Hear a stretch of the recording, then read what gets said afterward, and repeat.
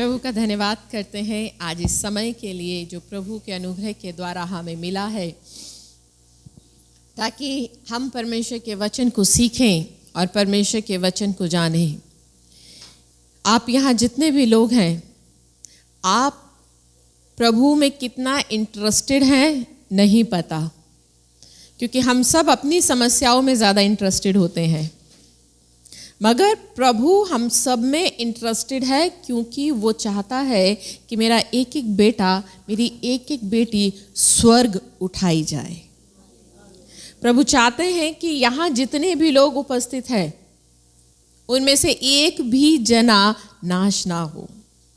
हर एक आत्मा यहाँ, चाहे वो बच्चा है, चाहे वो बैठा, वो पीछे जो है गोलू जो है, वो भले ही आई यहाँ पर हम देख रहे हैं कि वो मानसिक रीति से, मगर परमेश्वर चाहते हैं कि वो भी स्वर्ग उठाया जाए, आप भी स्वर्ग उठाए जाए।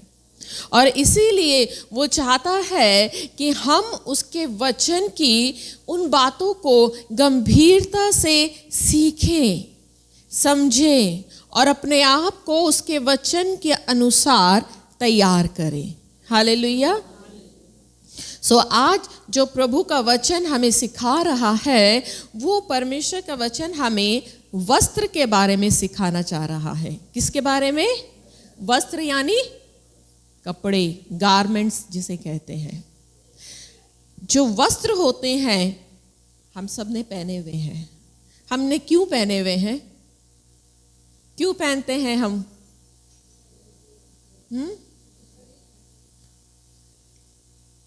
शरीर को ढांकने के लिए, दूसरे शब्दों में बोले अपनी नग्नता को छुपाने के लिए।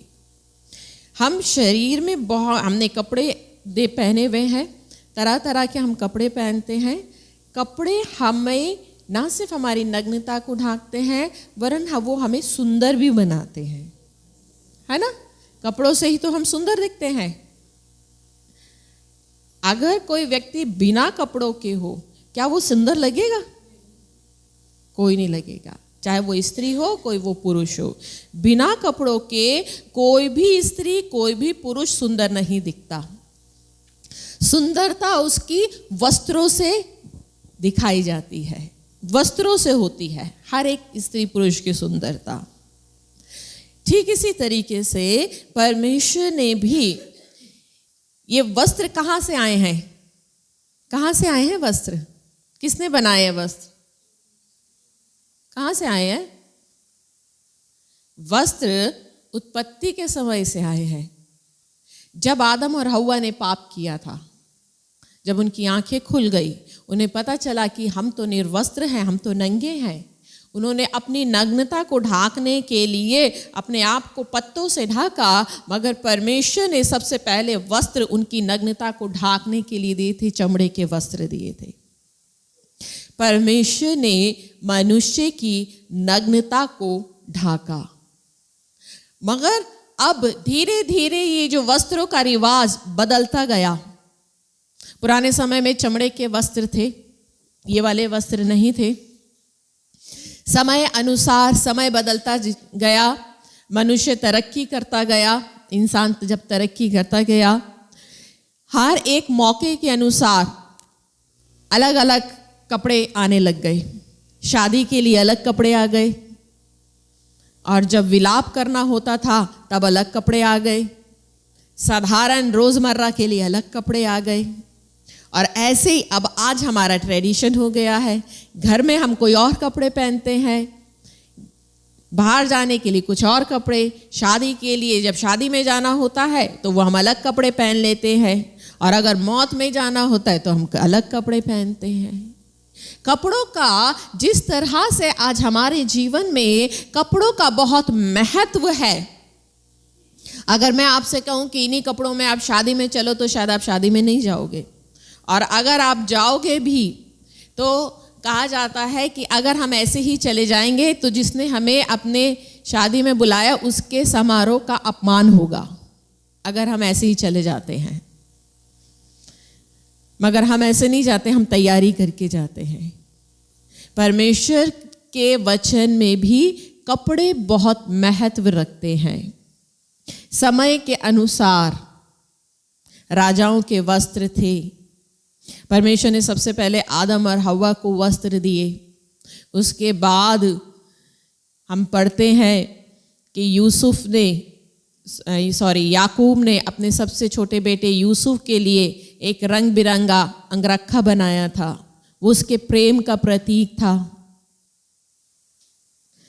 फिर आगे हम देखते हैं बहुत जगहों पर अलग अलग मौके पे अलग अलग वस्त्रों के उदाहरण हम बाइबल में देखते हैं। मगर अगर मैं एक एक उदाहरण देने लगूंगी तो आप भी कंफ्यूज हो जाओगे और मेरा भी बहुत समय लग जाएगा। मगर हमारे लिए समझना जरूरी है, वस्त्र जो हैं, कपड़े हमारे ना सिर्फ शरीर को ढांकते हैं, वरन वो हमारे चरित्र को दर्शाते हैं, हमारे स्वभाव, हमारे मूड को दर्शाते हैं। यही वस्त्र जो आप पहन कर आए हैं। वस्त्रों से हमारी सोच पता चलती है। कई बार लोग बहुत धर्मी होते हैं और उनके वस्त्र गवाही देते हैं कि कितने धर्मी हैं। वस्त्र ही गवाही दे देते हैं कि आप कितने धर्मी हैं, आपके कपड़े गवाही दे देते हैं। आजकल का तो ये ट्रेंड है। परमेश्वर ने तो उत्पत्ति में उनकी नग्नता को ढांकने के लिए कपड़े बनाए थे, मगर आज ये फैशन है कि उस समय प्रभु ने उनका शरीर ढांकने के लिए कपड़े बनाए थे, मगर आज ये फैशन है कि शरीर दिखाने के लिए कपड़े पहने जाते हैं। आज शरीर ढकते थोड़े ना है, आज तो हम शरीर दिखाने के लिए कपड़े पहनते हैं कि लोगों को पता चले कि हमारा फिगर कैसा है, हमारी बॉडी कैसी है ना। आज इंसान ने वस्त्र की, कपड़े की परिभाषा को पूरी तरह से बदल के रख दिया है। मगर प्रभु के वचन में वस्त्र की परिभाषा आज तक नहीं बदली है। परमेश्वर के वचन में एक जगह पर जब नए नियम में हम देखते हैं, प्रभु यीशु मसीह ने एक उदाहरण दिया है, एक दृष्टांत दिया है कि एक राजा ने अपने बेटे का विवाह किया। मुझे बताने की जरूरत नहीं, वैसे तो आपने पढ़ी होगी ये सारी कहानी। एक बेटे अपने बेटे का विवाह किया और उसमें उसने अपने सारे न्योताहारियों को बुलाया। जितने भी न्योताहारी लोग थे उन सबको बुलाया। मगर वचन बताता है कि उस समारोह में जो न्योताहारी थे उन्होंने आना ना चाहा। सबने एक्सक्यूज दिए, मैंने तो अभी विवाह किया है, मैं आ नहीं सकता, मैंने अभी बैल की जोड़ी खरीदी है, मैं आ नहीं सकता। तब राजा के सेवक राजा के पास में आते हैं और राजा को बताते हैं। तब राजा को गुस्सा आया। राजा ने कहा कि मेरे सारे पाले हुए पशु बलि किए जा चुके हैं, इसलिए तुम जाओ और सड़कों पे, चौराहों में तुम्हें जो भी मिले उन्हें पकड़ के ले आकर आओ, ताकि मेरा घर जेवनार से भर जाए। तब उसके सेवक गए और सड़कों में, चौराहों में जितने भी लोग मिले वो उन सब को पकड़ कर लेकर आ गए। राजा का घर जेवनार से भर गया, सारे गेस्ट भरे हुए थे। अब राजा गया देखने के लिए।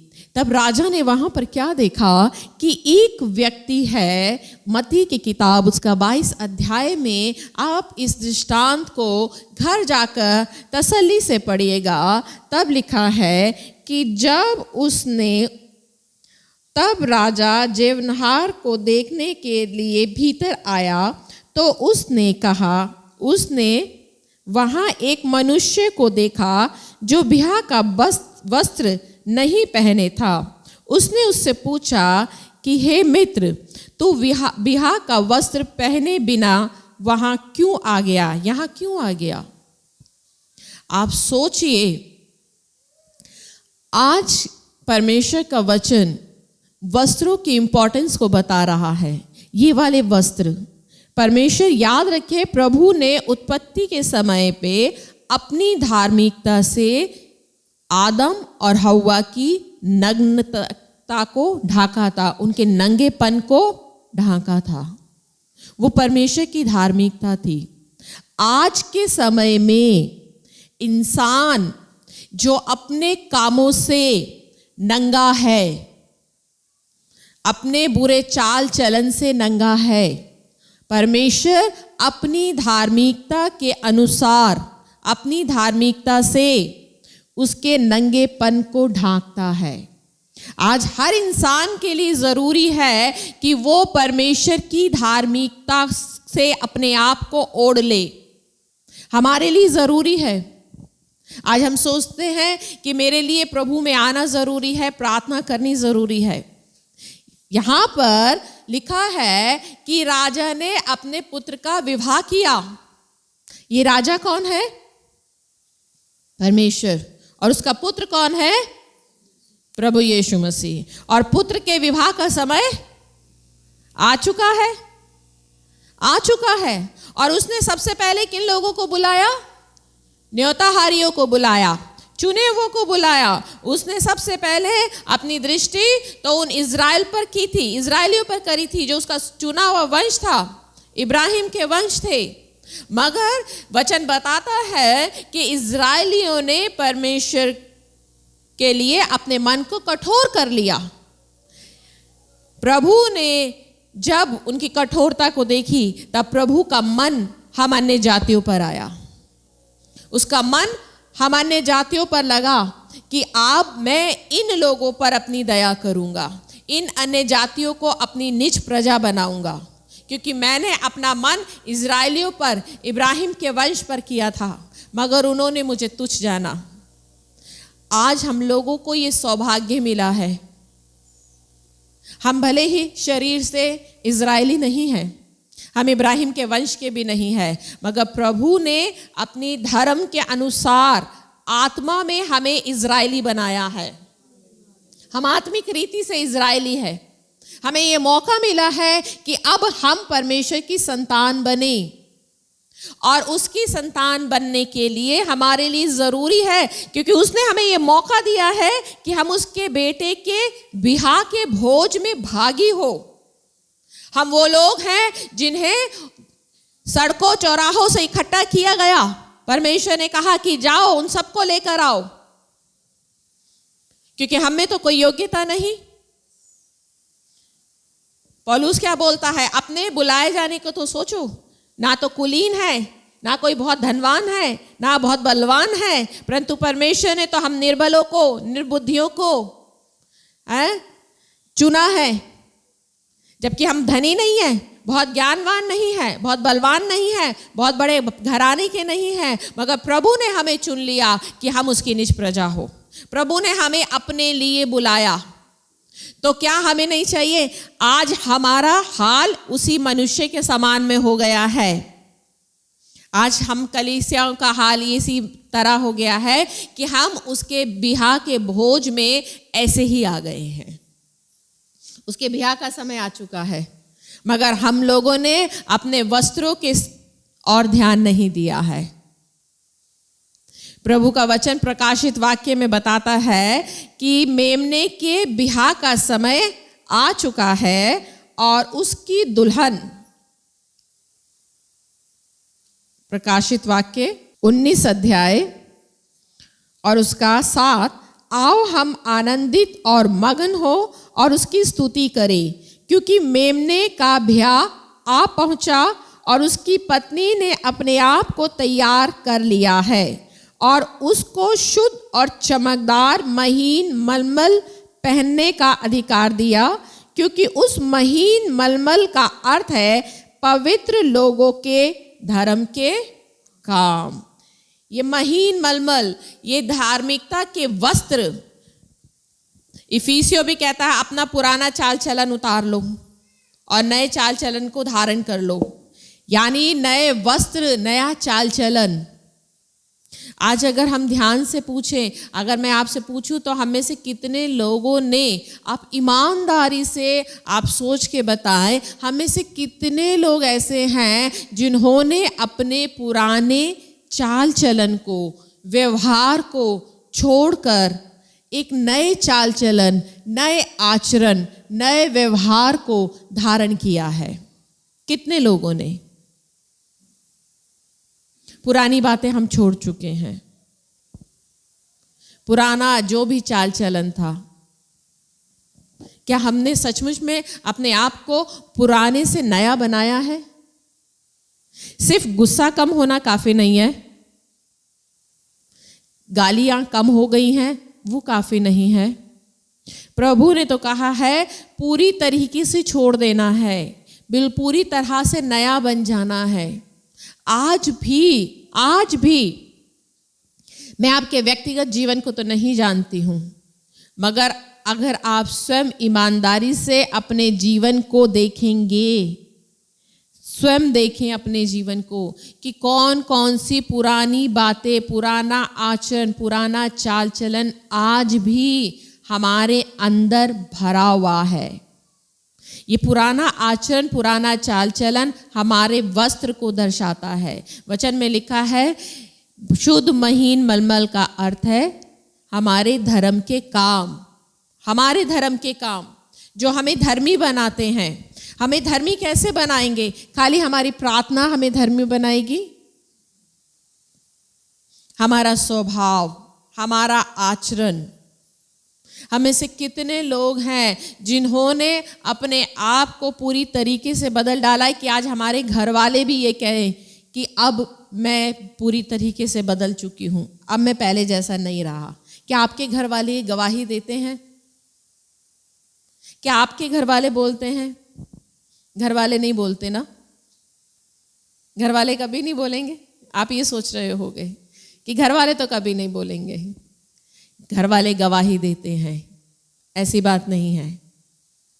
घर वाले गवाही देंगे, मगर कब गवाही देंगे?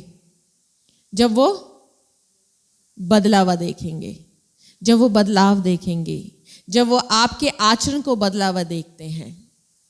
हम वैसे बदल जाते हैं, मगर जब हम घर वालों के साथ ही नहीं बदलते। हम वैसे तो बदल गए, सिगरेट बीड़ी छोड़ दी है, इधर उधर जाना छोड़ दिया, गाली छोड़ दी, हम बदल गए। मगर क्या हमारे अंदर घर वालों के प्रति वो जिम्मेदारी, वो प्यार, वो समर्पण, वो केयर वो आ गई है? आज हम सबसे पहले ना मसीह लोग अपने परिवार में ही नहीं होते बदले हुए। दूसरी गवाही क्या देंगे? दूसरे लोग गवाही क्या देंगे? नहीं देते।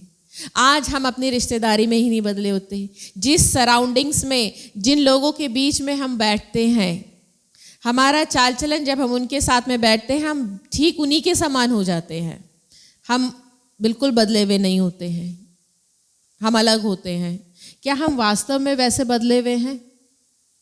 हम इस बात से खुश हैं कि अब हम चर्च जाने लग गए, अब हम पहले के समान नहीं रहे। मसीह लोग ज्यादातर इसी बात से खुश होते हैं, अब हम पहले के समान नहीं रहे, अब हम बदल चुके हैं। प्रभु को ये नहीं चाहिए। प्रभु को तो बदलावा आचरण चाहिए। वस्त्र कहाँ है? बहुत से लोग हमें ये मुझसे बताते हैं कि दीदी हमने सपना देखा, मैंने अपने आप को ना गंदे कपड़ों में देखा है। कई बार लोग सपनों में अपने आप को गंदे कपड़ों में देखते हैं या बिना कपड़ों के देखते हैं। ये प्रभु की आत्मा आपको स्वप्न के द्वारा बता रही है कि वस्त्र बदलने की जरूरत है। नंगापन दर्शा रहा है कि अभी हम आत्मिक रीति से नंगे हैं। अगर मैले कपड़े देख रहे हैं तो वस्त्रों को बदलने की जरूरत है। अगर सपने में ये चीजें दिखाई दे रही हैं विश्वासी लोगों को, अन्य जातियों की बात नहीं कर रही हूं मैं। आज हम आत्मिक रीति से वस्त्रों के प्रति बिल्कुल पूरी रीति से बेखबर है। हम संसारिक रीति में महंगे से महंगे कपड़ा पहनने पे ध्यान रखते हैं, परंतु आत्मिक रीति से प्रभु आप संसार में कितना महंगा कपड़ा पहन रहे हैं, कितना अच्छा कपड़ा पहन रहे हैं, परमेश्वर इसकी वैल्यू नहीं करते हैं। आप संसार में भले ही कितने महंगे से महंगा, चमकदार से चमकदार या सफेद से भी सफेद कपड़ा पहनकर आप अपने आप को धर्मी दिखा ले, परंतु यदि हम आत्मिक रीति से नंगे हैं तो ध्यान रहे मेमने के बिहा में आप प्रवेश नहीं कर पाएंगे। उस व्यक्ति ने राजा ने जब उस व्यक्ति से पूछा कि तू बिहा का वस्त्र पहने बिना यहाँ क्यों आ गया, तो उस व्यक्ति के पास में उसने क्या जवाब दिया? लिखा है उसका मुंह बंद हो गया, क्योंकि उसके पास में कोई जवाब नहीं था। क्या आपके पास में परमेश्वर को देने के लिए जवाब होगा? क्या एक्सक्यूज होगा? हम बहुत खुश हैं अब कि ये साल खत्म हो रहा है, हम 2023 में नए साल में जा रहे हैं। जैसे जैसे नया साल गुजर रहा है, प्रभु यीशु का आगमन उतना ही करीब होता जा रहा है, और कलीसिया अभी तक तैयार नहीं है। अभी तक वो आधी नंगी है। सिर्फ उपवास, प्रार्थना, 10वां अंश, इन्हीं बातों से अपने आप को सजाए है, और बातों में कलीसिया अभी तक नंगी है। वस्त्र क्या है? पवित्र लोगों के धर्म के काम। क्या हम कभी उन बातों पे ध्यान देते हैं? क्या हमने कभी अपने आप को बैठकर इस बात पर ध्यान दिया कि धर्म के काम कौन से हैं? मैं उन बातों को खोजूं जिनके द्वारा मैं नंगी ना पाई जाऊं। क्या आप प्रभु के पास में गए, परमेश्वर के साथ में समय बिताया कि प्रभु तू मेरे आत्मिक नंगेपन को दूर कर, ताकि जब तू आए तब मैं नंगी ना पाई जाऊं, तब प्रभु मैं निर्वस्त्र ना रहूं। जब कलीसिया उठाई जाए प्रभु, तब मैं भी उठाया जाऊं। रोमियो में एक जगह पर बोला जा रहा है, रोमियो उसका 11 अध्याय, क्योंकि हम आज इस बात से खुश ना हो कि प्रभु ने हम इजरायलियों से हटकर हम अन्य जातियों पर मन लगाया है। मुझ में कुछ खास बात है, मगर प्रभु वो क्या कह रहा है कि जब तू जंगली जलपाई होकर उनमें साटा गया। हम क्या थे? जंगली जलपाई, अन्य जाति लोग, और स्वाभाविक डालियां तो वो हैं इज़राइल। मगर प्रभु ने हम अन्य जातियों पर अपना मन लगाया है, तो वो कह रहा है कि तू जंगली जलपाई होकर उनमें साटा गया और जलपाई की जड़ की चिकनाई का भागी हुआ। जलपाई की जड़ की चिकनाई का भागी हुआ। हम जो जंगली पौधे थे, परमेश्वर ने हम जंगली पौधों को एक जलपाई जो परमेश्वर की चुनी हुई पौधा था, उसमें परमेश्वर ने साटा है, उसमें प्रभु ने हमें जोड़ा है। आप देखते हैं ना, वो खेत में कलम लगाई जाती है। कई बार जब मैं बच्ची थी, कहते थे अगर एक ही पौधे में लाल गुलाब और पीला गुलाब डालना हो तो उन दोनों की कलम को आपस में जोड़ दो। फिर जब वो पौधे आएंगे ना, तो लाल गुलाब भी एक ही पौधे में से निकलेगा और पीला गुलाब भी एक ही पौधे में से निकलेगा। वो कलम को ऐसे जोड़ दिया जाता है और थोड़े समय तक टेप लगा के रखा जाता है, और फिर वही लाल गुलाब की जड़ पीले गुलाब की जड़ से सींचती है पोषण, और फिर उसी में से लाल और पीला दोनों निकलते हैं। ठीक हमें भी प्रभु ने इज़राइल में साटा है। हम जंगली थे, अन्य जाति थे, त्यागे हुए थे, भटके हुए थे, अंधकार में थे, स्वभाव से पापी थे, कोई गुण नहीं था कि हम चुने जाते। मगर प्रभु ने हमें क्या किया है? अपनी जलपाई में साटा है, अपनी जलपाई के साथ जोड़ा है, ताकि हम उसकी चिकनाई का भागी हो। परंतु प्रभु का वचन क्या कह रहा है? 18 में, तो डालियों पर घमंड ना करना, और यदि तू घमंड करे तो जान रख, अगर तुम घमंड करो कि भैया क्रिश्चियंस में कोई बात नहीं रही होगी तभी हमें बुलाया जा रहा है, इस बात पे घमंड मत करना। प्रभु कह रहे हैं यदि तू घमंड करे रखे तो जान रख कि तू जड़ को नहीं परंतु जड़ संभालती है। फिर तू कहेगा डालियां इसलिए तोड़ी गई कि मैं साटा जाऊं, परंतु भला वो तो अविश्वास के कारण तोड़ी गई, परंतु तू विश्वास में बना रहे, क्योंकि जब परमेश्वर ने स्वाभाविक डालियां ना छोड़ी तो वो तुझे भी ना छोड़ेगा। जिसने अपनी चुनी हुई निज प्रजा को त्यागने के लिए ना छोड़ा, उन तक को त्याग दिया, तो आप और मैं कौन से खेत की मूली हैं कि वो आपको बर्दाश्त कर लेगा। उसने इब्राहिम के, इसहाक के चुने हुए वंश को बर्दाश्त नहीं किया, जो लगातार उसके मन को दुखाते रहे, गलतियों पे गलती करते रहे, उस पर अविश्वास किया। आप विश्वास में बने रहो। आप ऐसे अविश्वासी मत बनो कि अभी तो प्रभु आएगा नहीं, अभी प्रभु ने आना नहीं है, क्योंकि इजरायली लोग भी बहुत तेरे हैं जो इस बात पर विश्वास नहीं करते कि यीशु मसीह आएगा। वो भी अविश्वास के कारण त्याग दिए गए। आप यहां पर आ रहे हो, आप परमेश्वर के वचन को, सत्य वचन को पा रहे हो। अपने दिमाग की आंखों को पूरी तरीके से खोल लो, चौकस कर लो और इस सच को पूरी तरीके से आप ग्रहण कर लो कि यीशु मसीह इस संसार में वापस आने वाला है और वो हर एक को उसके कामों के अनुसार बदला देगा। जो लोग उसकी बाट जो रहे हैं, जो लोग उसका इंतजार कर रहे हैं, वो उन लोगों को अपने साथ अपने राज्य में लेकर जाएगा। जिन्होंने उसके लिए अपने आप को सजाया है, जिन्होंने अपने आप को एक दुल्हन के समान अपने आप को उसके लिए पवित्र रखा है, जैसे एक दुल्हन अपने आप को दूल्हे के लिए उसके इंतजार में पवित्र रखती है कि मेरा दूल्हा आएगा, मुझे उसके लिए सजना है, मुझे उसके लिए संवरना है। क्या हम वास्तव में प्रभु यीशु मसीह का इंतजार कर रहे हैं? आप अपने आप से ईमानदारी से पूछे, परमेश्वर ने आप पर दया की कि आप अन्य जाति थे, आपने कभी प्रभु को खोजा नहीं। आप तो उन बातों में मस्त थे जिन बातों को आपके नाना नानी, दादा दादी, पूर्वज पूछते आए हैं, मानते आए हैं। आप तो मस्त थे, मगर ये तो परमेश्वर की दया है, ये उसका प्यार है कि वो चाहता है कि मेरे ये लोग जिनके दादा दादी, नाना नानी पुश्तों से मुझे दुख देते आए हैं, मेरा अपमान करते आए हैं, मगर मैं इन्हें अपने राज्य में लेकर आऊं।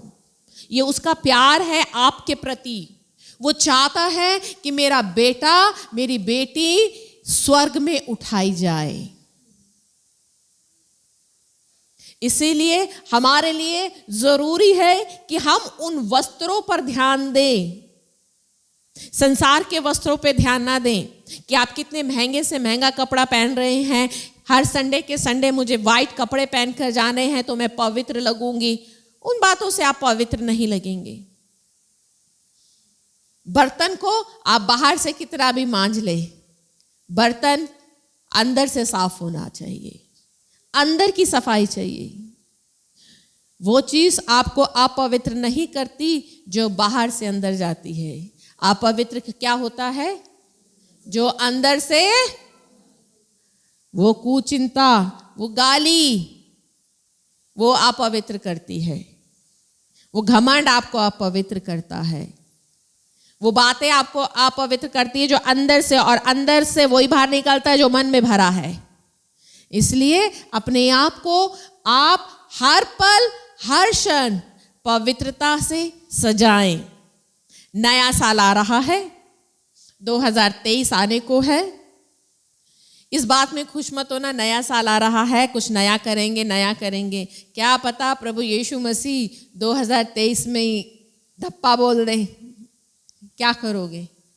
मैं नए साल से बदलूंगी, अब नया साल हो रहा है ना, इस साल सारी मस्ती कर लूं, फिर से सब कुछ करूंगी, है।